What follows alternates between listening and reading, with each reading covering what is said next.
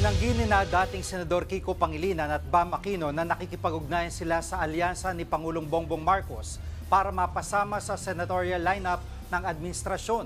Lumutang yan matapos ang pagkalas ni Senator Amy Marcos sa alyansa at ang umuugong na pagkawala rin dito ni Las Piñas Representative Camille Villar. Nasa frontline balitang yan si Marian Enriquez. Sa gitna ng pagkalas ni Senator Amy Marcos sa senatorial lineup ng Alyansa para sa Bagong Pilipinas ng kapatid niyang si Pangulong Bongbong Marcos, umuugong ang usap-usapang mawawala na rin sa alyansa si Las Piñas Representative Camille Villar.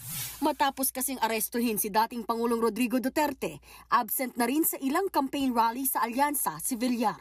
Ang matunog na papalit umano kina Senator Amy at Villar sa alyansa ang mga dating senador na sina Kiko Pangilinan at Bam Aquino.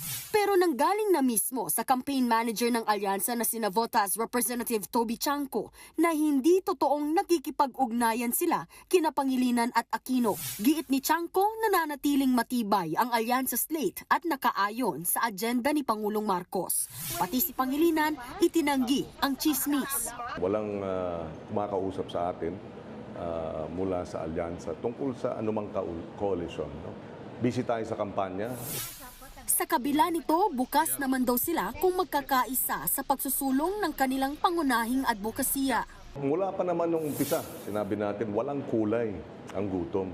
So kung ano man yung mga sinasabi po nila, sa atin bukas tayong makipagtulungan. Whether it's alyansa, PDP o iba pang grupo, kung ang usapin ay food security. Itinanggi rin ni Aquino na nakikipag-usap sila sa alyansa. Panawagan niya sa mga taga-suporta, huwag daw ma-distract. Tuloy-tuloy daw ang kanilang kampanya. Wala naman daw alam tungkol dito si Senator Amy. Nabasa niya lang daw sa dyaryo ang sinasabing pagpalit ni na Pangilinan at Aquino sa kanila ni Villar. Parehong miyembro ng Nationalista Party sina Villar at Senator Amy. Hanggang ngayon, kasama pa rin ang nasyonalista sa alyansa. Dagdag pa ni Amy, wala pang anumang utos o direktiba ang partido kung saan sila kabilang. I saw her dad yesterday. Wala namang binanggit. Tinatanong ko, may direktiba ba ang NP? Sabi nila, wala. Yung NP kasi, chill kasi na kwan yun na partido. Hindi masyadong nakikialam. Ang alam din daw ng senadora, sumasama pa rin si Villar sa pagtitipon ng alyansa.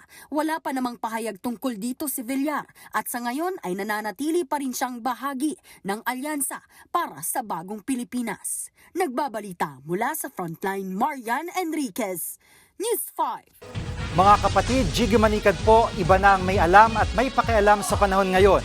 Para sa konkreto, kumpleto at komprehensibong balitaan sa Frontline, mag-follow at mag-subscribe sa social media pages ng News 5.